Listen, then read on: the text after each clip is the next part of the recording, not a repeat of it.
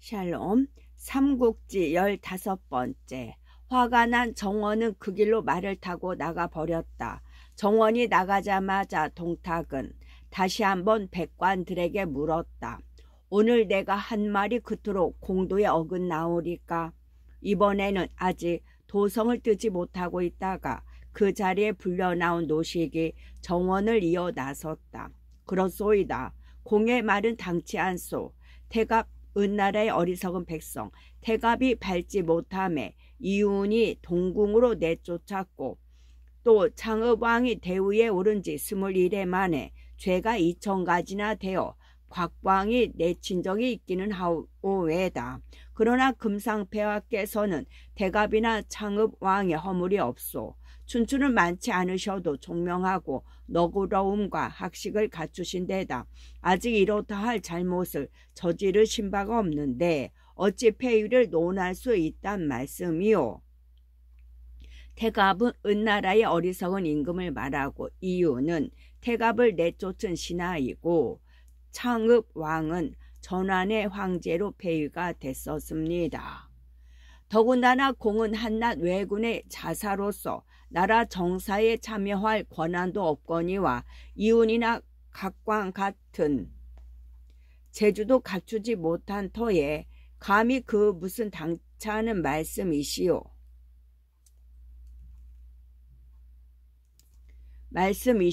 성인께서도 이르시기를 이윤과 같은 뜻을 가졌다면 천자를 패하는 일도 할 수 있지만 그런 뜻이 없는 자가 그 일을 한다면 다만 찬탈에 지나지 않는다 하셨소.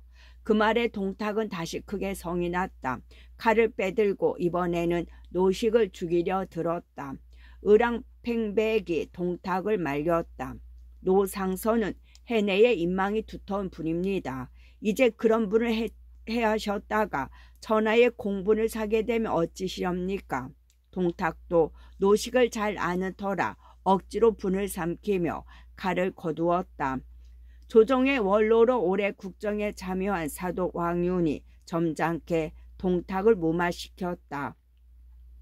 전자의 폐립을 술자리에서 의논하는 것은 마땅치 못하외다.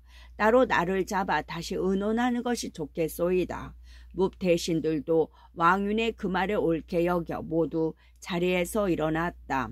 그러나 동탁은 더욱 분통이 더졌다. 정말로 자기의 말을 듣지 않는 자는 모조리 베어버리겠다는 듯 칼을 빼들고 온 명원 문 앞에 버티어섰다. 아무래도 피를 보지 않고는 끝나지 못할 자리 같았다. 그때 갑자기 원문 밖에 한 장수가 나타났다. 화극을 비켜들고 말을 달리며 오락가락하는 폼이 심상치 않다. 저게 누구냐? 동탁은 까닭없이 그 젊은 장수의 기세에 위축되어 이후에게 물었다. 정원에 맺은 자식으로 성은 여요, 이름은 포로, 자아를 봉선이라 합니다. 용맹이 대단한 자이오니 주공께서는 잠시 자리를 피하십시오. 그 같은 이유의 말을 듣고 보니 동탁도 문득 두려운 마음이 들었다. 슬며시 온 명원 안으로 들어가 숨어버렸다. 동탁이 대신들의 몸에 손만 대면 그걸 구실로 동탁을 치려고 여포를 보냈던 정원도 그렇게 되자 할 수 없이 여포를 데리고 자기의 영체로 돌아갔다.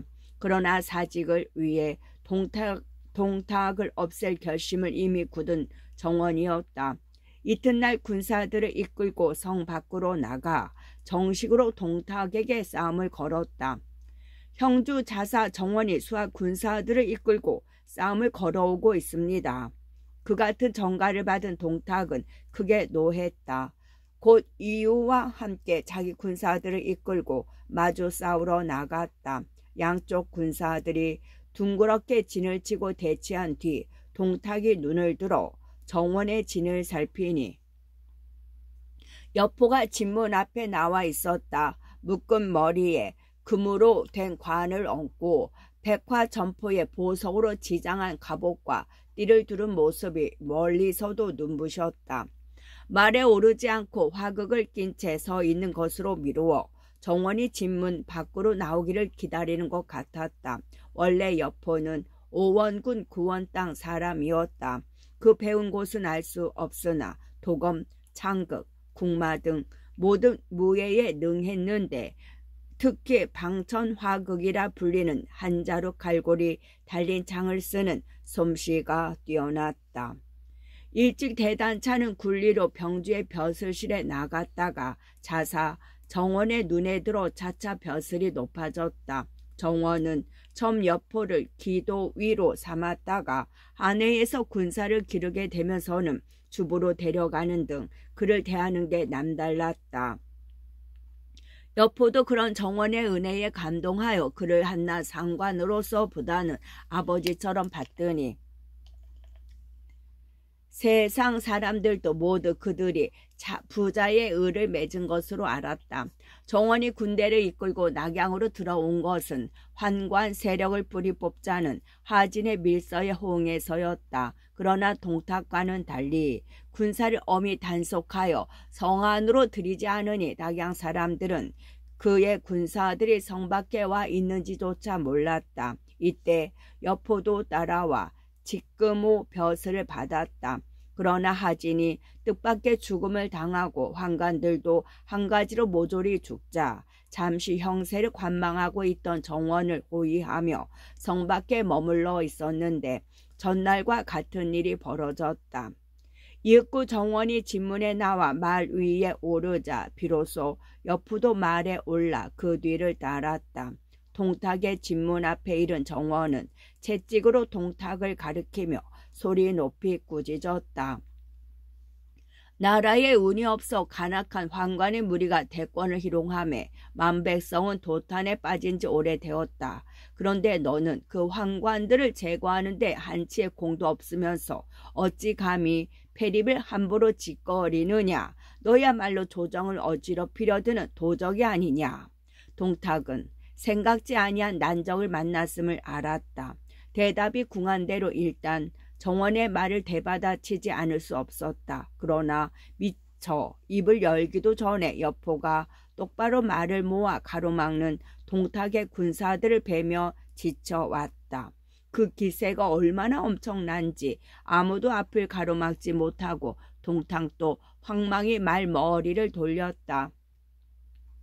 그렇게 되면 싸움은 끝난 것이나 다름없었다.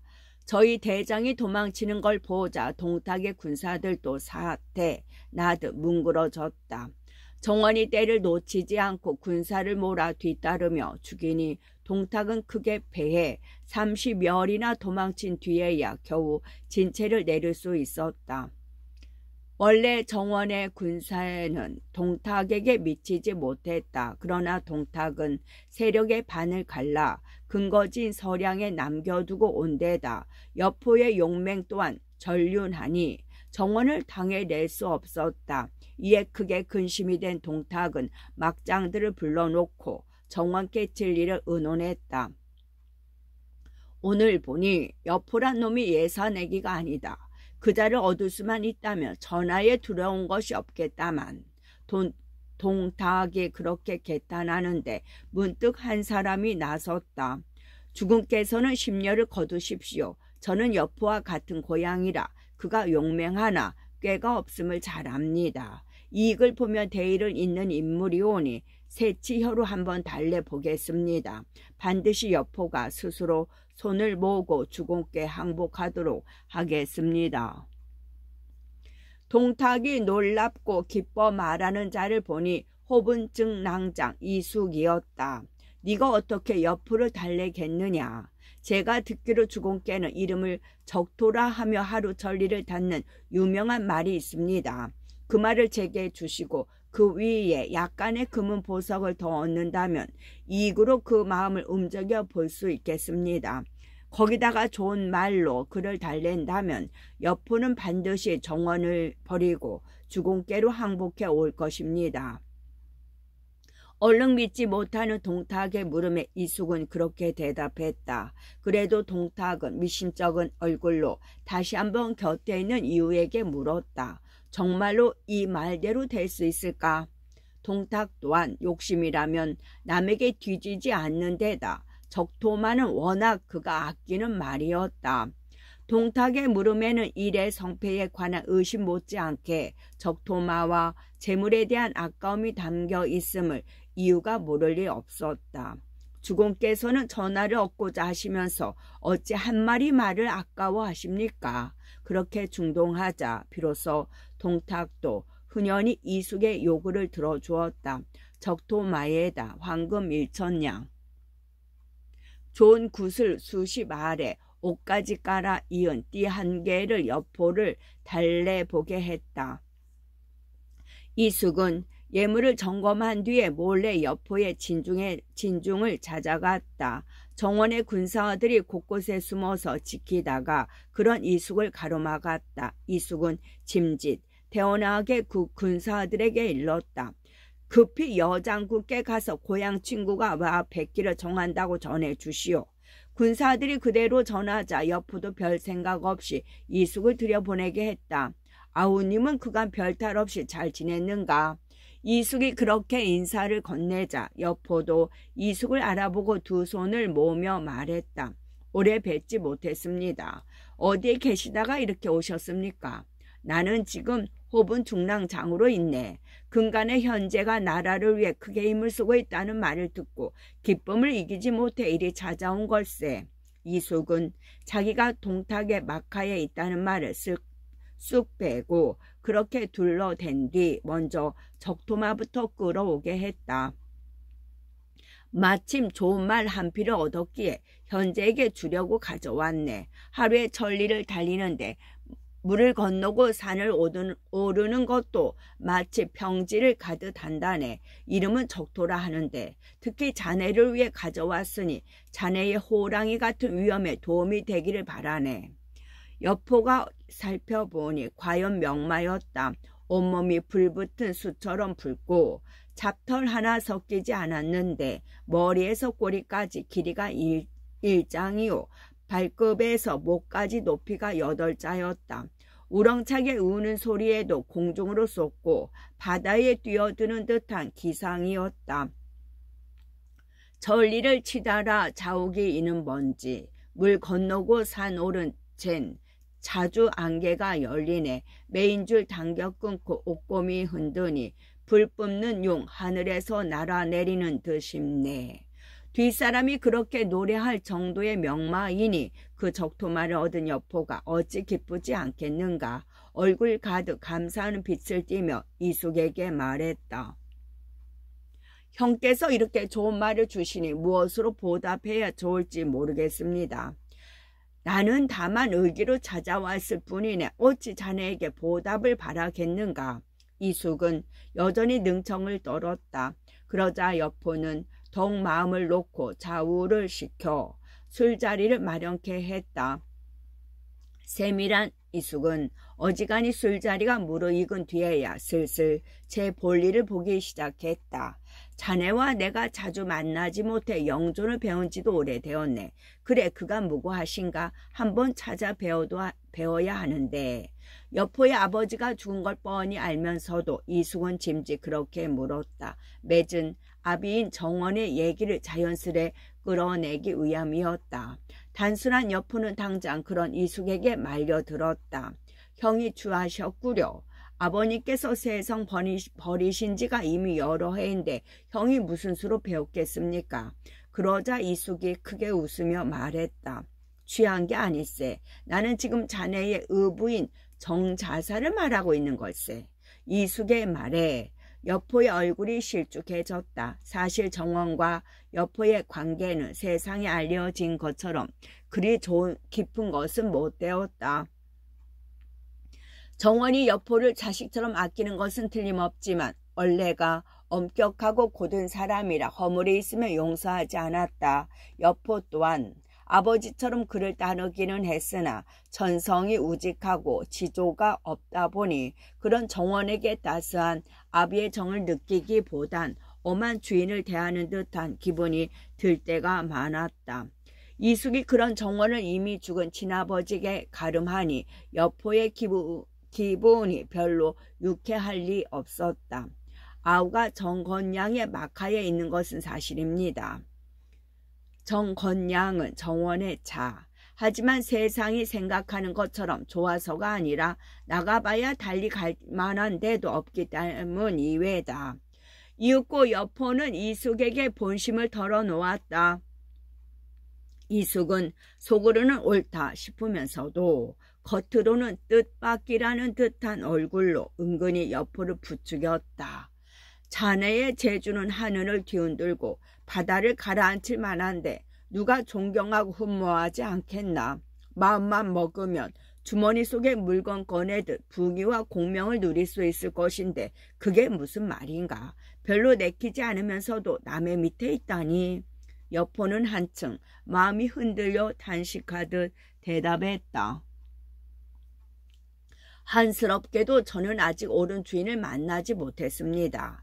이숙은 이때라 생각했다. 얼굴빛을 고치고 손이답게 점잖은 목소리로 일렀다.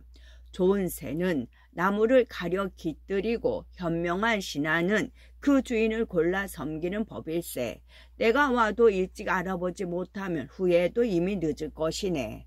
형께서는 조정에서 벼슬을 살고 계시니 당세에 빼어난 영웅이 누구인지를 알 것입니다. 이 아우에게 일러주십시오. 그가 누구오니까?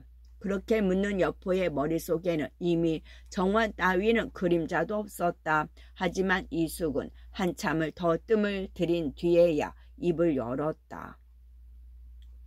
내가 보기에 당장 조정의 사람들 가운데는 동탁만 한 이가 없을 것이네. 동탁은 어진이를 공경하고 선비를 예로 대할 줄 알며 상과 벌이 분명하니 마침내는 큰일을 이룩할 사람이네. 동탁이 그토록 큰 인물인 줄 몰랐습니다. 그런데도 이미 서로 창칼을 맞댔으니 참으로 한심스럽습니다. 아니 그게 무슨 뜻인가? 이 아우가 그를 찾아가려 한들 어디에 문과 길이 있겠습니까? 여포의 사람됨은 진작부터 알고 있었지만 그 말이 너무 쉽게 나오니 이숙도 처음에는 자기 귀를 의심할 지경이었다. 그러나 아무리 살펴도 이 여포는 진심으로 말하고 있음이 분명했다. 자신을 얻은 이숙은 비로소 가져온 예물들을 펼쳤다. 1,000냥의 황금은 물론 구슬이며 옥으로 깎은 띠는 검소한 정원만 따라다닌 여포를 감탄시키기에 충분했다. 이게 무엇입니까? 여포가 놀란 얼굴로 물었다. 그러자 이숙은 좌우의 사람들을 모두 내쫓은 뒤 나지막이 알려주었다. 이것은 바로 동공께서 아우의 큰 이름을 사모하여 보내신 것일세. 조금 전에 그 적토마도 마찬가지로 동공께서 주신 것이네. 여포가 조금이라도 생각 깊은 자였다면 그때쯤이라도 한 번은 앞뒤를 헤아려 보았어야 했다. 이숙의 그 돌연한 방문이 단순히 같은 고향 사람의 호의에서가 아니라 사전에 면밀히 꾸며진 계책이라는 걸 안 이상 그가 할 말도 의심해 볼 필요가 있기 때문이었다. 그러나 이미 적토마와 금은 보화에 완전히 넋을 아낀 여포는 다만 동탁의 후의에 감동할 뿐이었다. 동공께서 이토록 크신 사랑을 베푸시는데 저는 실로 무엇으로 보답해야 될지 모르겠습니다. 나처럼 재주 없는 사람도 호분 중랑장에 자리를 주셨으니 만약 아우가 간다면 그 높게 됨은 이루다 말할 수 없을 것이네. 이숙은 그렇게 여포의 마음을 한 번 더 흔들어 놓았다. 그리고 여포가 한 점 티끌만한 공도 없이 찾아가 뵙기 실로 부끄럽습니다. 라고까지 하자 넌지시 일러주었다. 공을 세울 길이야 손바닥 한 번 뒤집기보다 쉬운 게 있네. 다만 아우가 마음이 내키지 않을까 걱정이 될 뿐이지. 지모가 모자라는 여포지만 그 말만은 금세 알아들었다. 그러나 워낙 일이 엄청난 탓인지 한동안 말없이 생각에 잠긴 뒤에야 입을 열었다. 정원을 죽인 뒤 그 군사를 이끌고 동공에게로 가면 어떻겠습니까? 자네가 그렇게만 하면 정말로 큰 공을 세우게 되네. 다만 일이란 시를 끌면 안 되는 수가 많으니 급히 결행하게 내일 안으로 결행하겠습니다. 동공께 여쭙고 기다리겠네. 이숙은 여포와 그렇게 약조한 뒤 돌아갔다. 그날 밤 이경쯤이었다. 여포는 칼을 들고 정원의 군막으로 들어갔다. 무략에 못지않게 문제도 갖추고 있는 정원은 비록 진중이지만 촛불을 밝히고 책을 읽다가 여포가 들어오는 걸 보고 물었다. 내 아들이 무슨 일로 밤중에 나를 찾아왔느냐.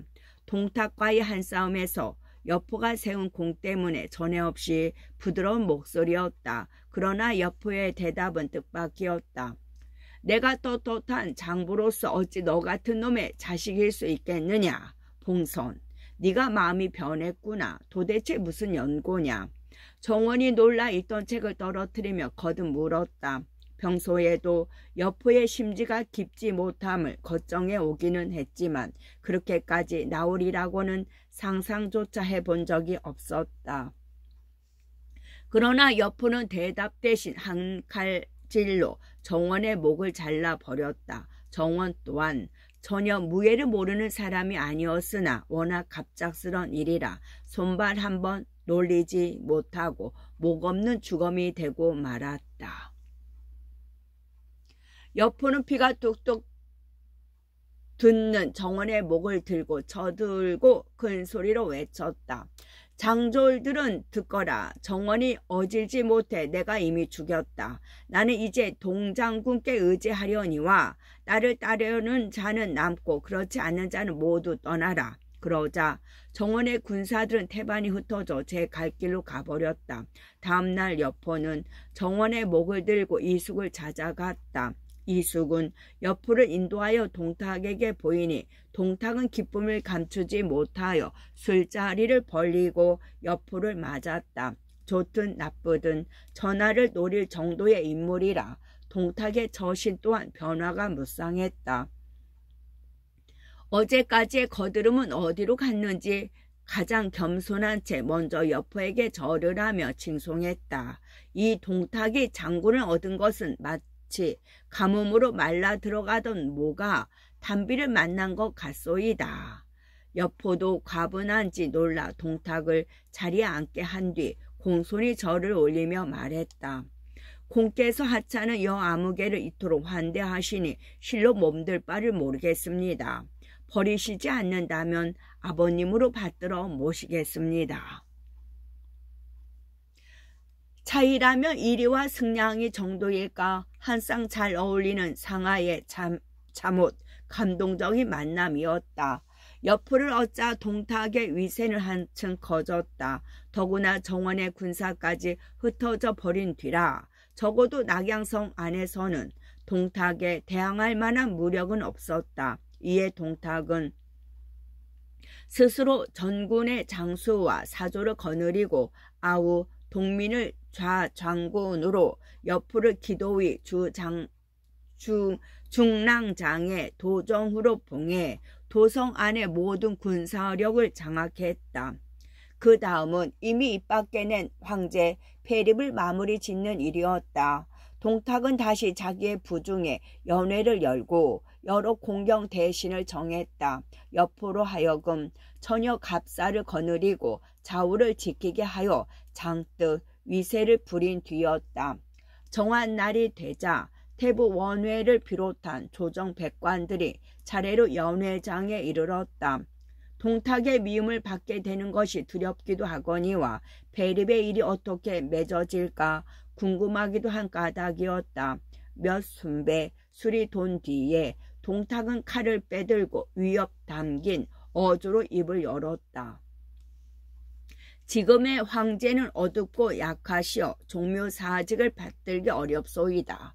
이에 나는 이윤과 곽광의 옛일에 기대 황제를 폐하여 호농왕으로 삼고 지금 진류왕 전하를 추대하고자 하오. 또다시 내 뜻을 거스리는 자가 있으면 정원과 마찬가지로 뵐 것이요. 동탁의 위세에 질린 백관들은 아무도 감히 대꾸하지 못했다. 그때 중군 교의 원소가 벌떡 몸을 일으키며 소리쳤다. 아니 대오, 천하는 동궁의 것이 아니오. 금상께서는 제위에 오르신 지 오래지 않고 덕을 잃은 다스림을 펴신 일도 없는데 공은 어찌 적자를 밀어내고 서자를 세우려 하시오. 그건 모반이나 다름없소.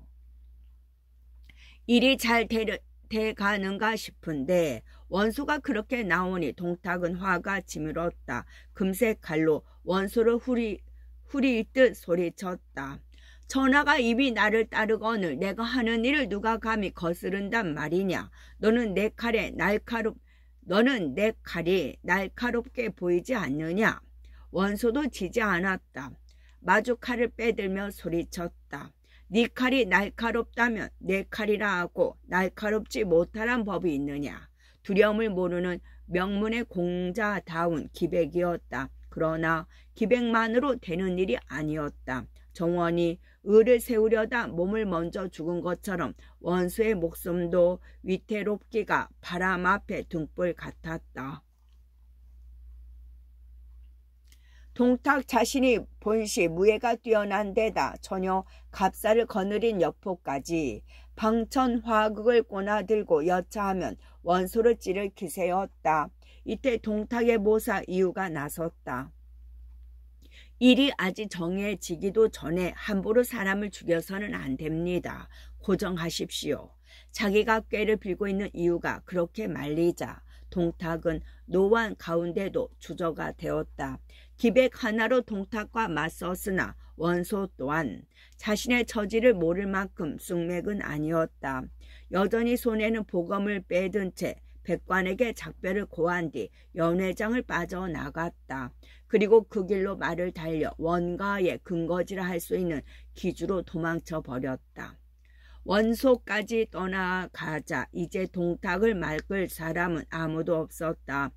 동탁은 먼저 원소의 일로 그 숙부인 태부 원회를 얼러 전자를 배립하는 일에 찬성을 얻어낸 뒤 이어 우격다짐으로 나머지 백관들도 승복시켰다. 그리하여 소재 폐위는 결정되고 새 황제의 즉위는 9월 보름으로 날을 잡았다.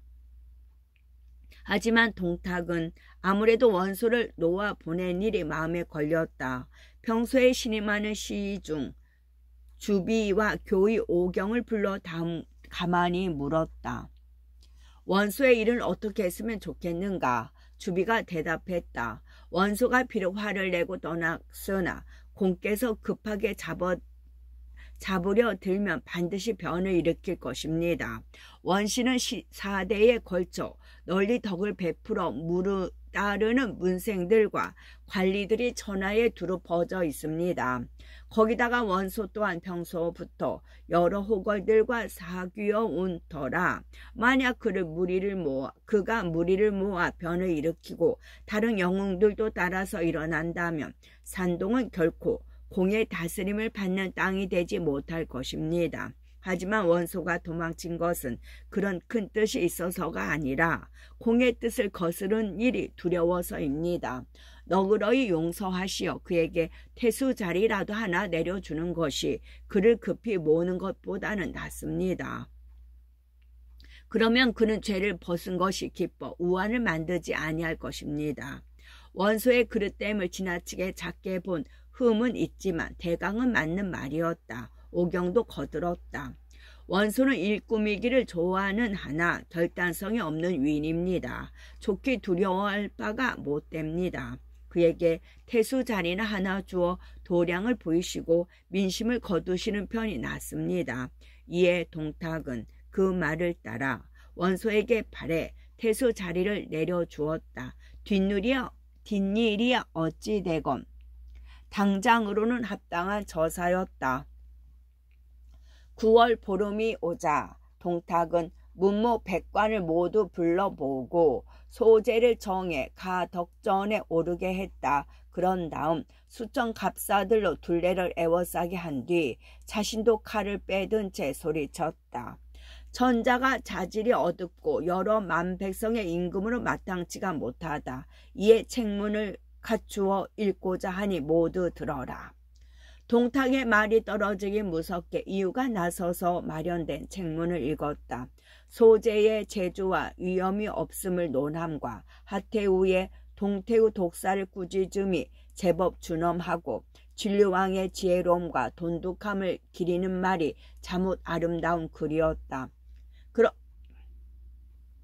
그러나 아무리 덕으로 분바르고 의로 지장해도 동탁의 숨은 뜻이 아름답지 못하니 도무지 사람의 마음을 움직이는 힘이 없었다. 백관들은 한결같이 속으로 탄식만 삼킬 뿐이었다. 이유가 읽기를 마치자 동탁이 다시 나섰다. 좌우를 꾸짖어 소재를 옥좌에서 끌어내리게 한 뒤 옥새와 인수를 빼앗고 북면하여 꿇어 앉게 했다. 신하로서 제명을 받드는 자세였다. 그런 다음 하태우도 끌어내어 애복을 벗기고 무릎을 꿇게 하니 무력한 모자는 그저 얼싸안고 통곡할 뿐이었다. 그 정경을 바라보는 백관들 치고 슬프고 참담하게 여기지 않는 이가 없었으나 어쩌랴 당장 두려운 것은 동탁의 칼끝이었다. 하지만 그렇다고 사람이 전혀 없는 것은 아니었다. 갑자기 한 대신이 분노를 이기지 못해 뛰쳐나오며 소리쳤다. 동탁 이 역정놈아, 네 감히 하늘을 속이는 일을 꾸미는구나. 내 마땅히 목에 피를 뿌려서라도 네 놈을 꾸짖으리라. 그리고 조회 때 두 손으로 받쳐 들고 있던 상아 막대로 동탁을 때렸다.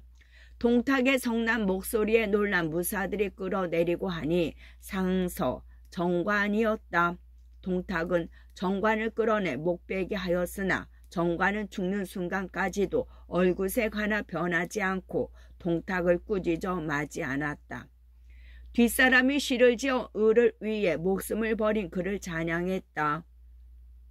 동탁은 다시 잔류왕 협을 부축하여 옥자에 앉게 했다. 영제의 둘째 아들로 하태우에게 독살당한 왕미인의 아들인데 그때 나이 겨우 9이었다. 후한의 마지막 황제가 되는 현재가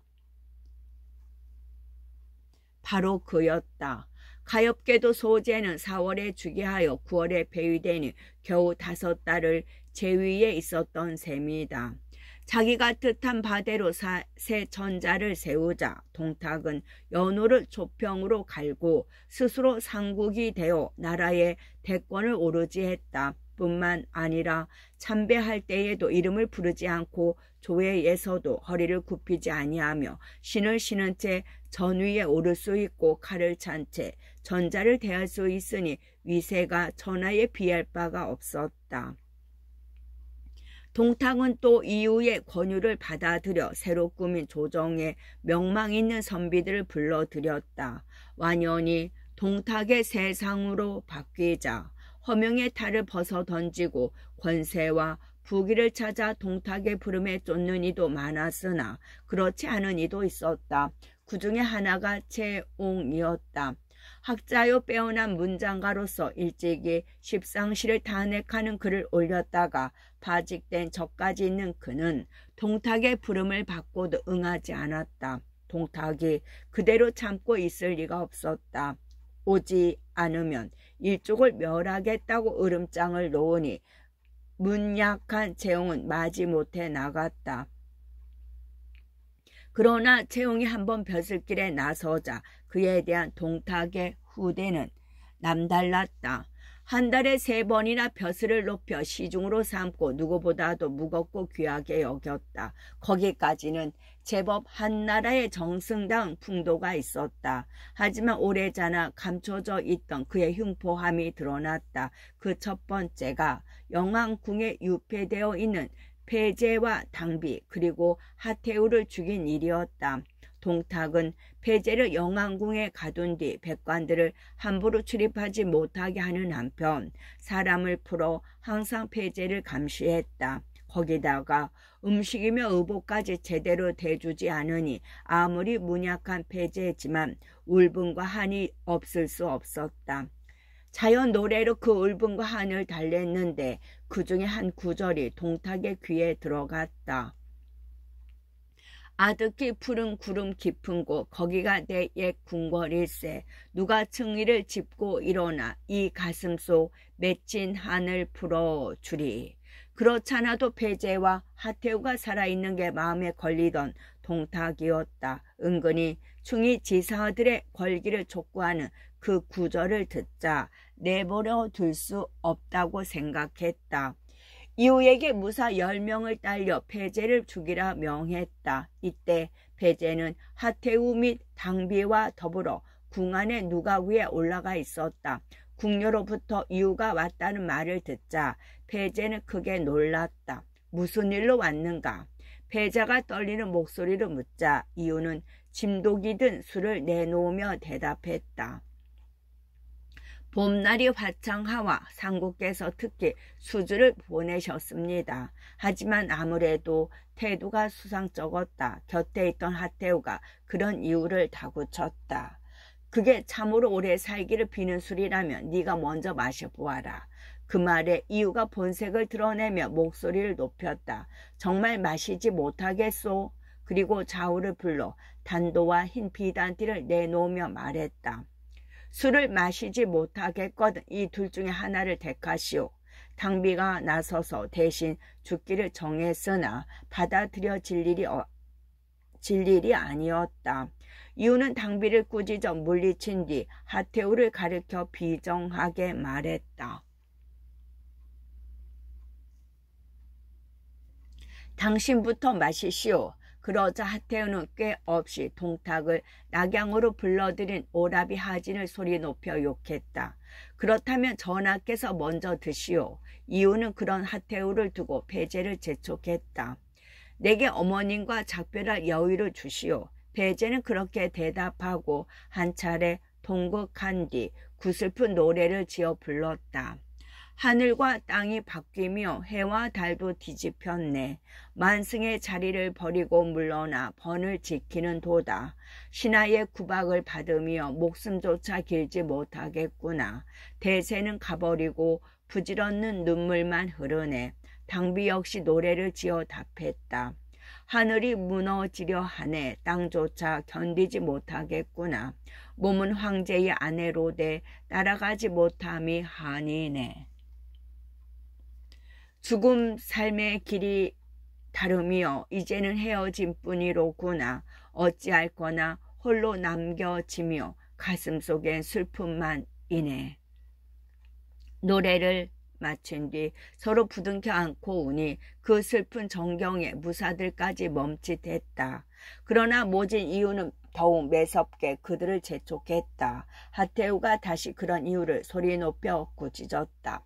역적 동탁은 우리 모자를 핍박했으니 하늘이 돕지 않을 것이요. 너희는 그 못된 짓을 도왔으니 반드시 멸족의 화를 입으리라. 그 말의 이유는 성이 머리끝까지 짓물었다. 스스로 태우를 죽인 뒤 무사들을 호령하여 배제와 당비도 죽이게 했다. 이유가 돌아와 그 전말을 들려주자 동탁도 노하여 그들의 시체를 성 밖에 끌어나 아무렇게나 묻어버리게 했다. 차라리 내가 저버릴지언정 저버림 받지는 않으리라. 차라리 내가 저버릴지언정 저버림 받지는 않으리라. 하태우와 배제 죽인 일을 시작으로 동탁의 무도함은 나날이 더해갔다. 매일 밤마다 궁궐에 들어가 마음에 드는 궁녀들을 번갈아 욕보이고 잠은 모험하게도 용상에서 잤다. 조정의 대신들을 하인 부리듯 했으며 거리의 백성들은 버러지나 짐승보다 못하게 여겼다. 한 번은 이런 일이 있었다. 군사를 이끌고 도성을 나가 양성 부근에 이르렀을 때였다. 봄이 완연한 2월이라 마을 사람들은 남녀를 가리지 않고 나와 봄놀이를 즐기고 있었다. 동탁에 뒤떨어진 심사에는 공연이 크게 못마땅했다. 그래서 찌뿌린 눈으로 보고 있는데 문득 흉악한 꾀가 떠올랐다. 없는 공을 만들어 자신의 위세를 더하면서 낙양 사람들에게 겁도 주고 또 약탈을 마음대로 못해 걸신이 들린 부하들에게 약탈할 기회도 주는 일석삼조의 꾀였다. 농사철에 일을 않고 모여서 술을 마시고 노니 저놈들은 도적대임이 틀림없다. 어딘가를 약탈하여 돌아와서 잔치를 벌이고 있으니 한 놈도 남기지 말고 죽여버려라. 동탁은 그렇게 명을 내려 그 마을뿐만 아니라 부근의 모든 마을을 쓸어버렸다. 남자건 여자건 보이는 대로 죽이고 마을을 뒤져서는 반반한 부녀자와 재물을 있는 대로 약탈하게 했다. 저녁 때가 되니 끌고 간 수레 아래에는 저녁 개의 사람 머리가 매달리고 수레 위에는 약탈한 부녀자와 그 재물이 그득했다. 양성에서 도적대를 만나 싸워 크게 이기고 그 목 저녁개와 노략질한 재물을 빼앗아왔다. 낙양에 돌아온 동탁은 부하들을 시켜 그렇게 버트린 뒤 목은 성 아래서 모두 불태우고 부녀자와 재물은 부하들에게 상으로 골고루 나누어 주었다. 하지만 낙양의 백성들이라고 해서 눈과 귀가 없는 것은 아니었다. 동탁에 앞서 저지른 다른 죄악들과 마찬가지로 그 일도 며칠 가지 않아 참모습이 드러나니 입 달린 사람치고 동탁을 욕하지 않는 이가 없었다. 원래 권세란 얻기보다 지키기가 힘든 법이다. 동탁은 권세를 얻는 과정에서는 그럭저럭 책략가의 흉내를 냈었지만 지키는 데는 너무도 부족함이 많았다. 그런데 그 부족함이 드러날 때마다 창칼로 메우려 드니 내외로 파탄이 오지 않을 수 없었다. 월기 교의 오부는 항상 동탁의 잔인하고 포악함을 미워했다. 조복 속에 가벼운 갑옷을 받쳐 입고 단도를 품은 채 동탁을 죽일 때가 오기를 기다렸다. 하루는 먼저 입조에 있는데 동탁이 홀로 들어오는 것이 보였다. 오부는 이때다 싶어 나가서 맞은 채하고 칼을 꺼내 동탁을 찔렀다. 동탁은 워낙 기력이 세고 무예가 뛰어났다. 슬며시 몸을 피하며 오부의 칼든 손을 꽉 움켜 쥐었다. 그때 뒤따라온 여포가 달려들어 오부를 땅바닥에 메어 꽂았다. 누가 너에게 이 같은 역적질을 시켰느냐? 동탁은 쓰러져 오부를 노려보며 그렇게 물었다. 오부는 분연히 소리쳤다. 너는 내 임금이 아니고 나는 네 신하가 아닌데 역적질이라니 무슨 소리냐. 네 죄가 이미 하늘에 가득해 사람마다 죽이기를 원하고 있으니 하물며 한나라 조정의 녹을 먹는 나이겠느냐. 다만 한스러운 일은 너를 찢어 죽여 전하의 공도를 밝히지 못하는 것뿐이다. 그러자 화가 난 동탁은 오부를 끌어내 과영에 저하게 했다. 과란 뼈가 드러날 때까지 살을 발라 죽이는 것으로 오부는 그 혹독한 형을 당하면서도 끝내 욕설을 멈추지 않았다. 저 정관도 마찬가지로 자기가 옳다고 믿는 말을 위하여 기꺼이 목숨을 던진 그의 이름은 길이 뒷사람의 존승을 받으리라. 동탁에 대한 그 같은 저항은 밖에서도 있었다. 그 중에서도 가장 먼저 움직인 것은 발해 태수 원소였다. 동탁에게 칼을 빼들고 맞선 것으로 더욱 이름을 얻은 데다 그를 달랜다고 준 태수 자리가 또한 그의 근거지인 기주에서 멀지 않았다. 원소가 가만히 세력을 모으니 사람이 사방에서 구름처럼 모여들었다. 사세오공의 집안에다 그의 명성이 겹쳐 있을 뿐만 아니라 발에 태수로서 관작도 무시 못할 배경이 되어준 것이었다. 장수감으로는 알량, 문추 등이 이미 와 있었고 모사로는 봉기, 허유 등이 있었다. 원수의 군문에 들기를 원하는 장정들도 줄을 이어 그들을 먹일 곡식이 달릴 지경이었다. 원소가 누구보다도 이를 갈며 동탁을 겨냥한 군사를 기리는 데만 그만한 까닭이 있었다. 하진이 죽은 마당에서 보면 원소는 소재를 세우고 십상시를 뿌리 뽑는데 으뜸 가는 공신이었다. 그리하여 이제 막 큰 포부를 펴려는데 동탁이 나타나 모든 것을 가로채 버렸다. 뿐만 아니라 황제까지 갈아치워 원소의 전공을 없이 하는 동시에 동탁 자신의 위치는 적어도 새 황제의 제위 동안에는 흔들림이 없도록 굳혀 놓았으니 어찌 보고만 있을 수 있겠는가. 원소는 한편으로는 군사를 기르면서도 다른 한편으로는 동탁의 동정을 살피는 데 힘을 쏟았다. 그가 풀어놓은 사람들이 가져오는 소식은 한결같이 분통 터지는 것들이었다. 하지만 아직 정면으로 동탁에게 맞서기에는 힘이 너무도 약했다. 이에 원소는 낙양성 안에서 호응할 세력을 가질 필요가 있었다. 백관들을 하나하나 두고 생각해보니 사도 왕윤이라면 그 세력의 중심 인물이 될 만했다. 가만히 사람을 보내 밀소 한 통을 전했다. 역적 동탁이 하늘을 속이고 황제를 내쫓으니 그 참람됨이 차마 말하기 어려울 지경입니다. 그런데도 공께서는 그 바로함을 아니 듣고 아니 보신 듯하니 어찌 나라를 위하고 충성을 앞세우는 신하라 할 수 있겠습니까? 소는 지금 군사를 모아 조련하면서 제실의 도적들을 깨끗이 쓸고자 하되 다만 함부로 가볍게 움직이지 않고 있을 뿐입니다. 마냥 공께 나라를 위하는 마음이 있어 틈을 타 일을 꾀하시고 저를 부리시겠다면 마땅히 달려가 그 신명을 받아들이겠습니다. 왕유는 그 편지를 읽고 깊이 생각해 보았으나 마땅한 개착이 떠오르지 않았다. 그래서 한숨만 쉬며 보내던 어느 날이었다. 대궐에서 반열을 짓고 있는데 둘러보니 마침 동탁의 사람들이 보이지 아니했다. 왕윤이 거기 있는 오래된 대신들과 의논이라도 해보리라 마음 먹고 다짐하긴 말했다. 오늘은 이 늙은이가 세상에 떨어진 날이오. 저녁에 저희 집에 오셔서 술이라도 몇 잔 나누는 게 어떻겠소? 꼭 가서 축수를 드리리이다. 모여있던 구신들은 별 생각 없이 모두 그렇게 대답했다. 끝.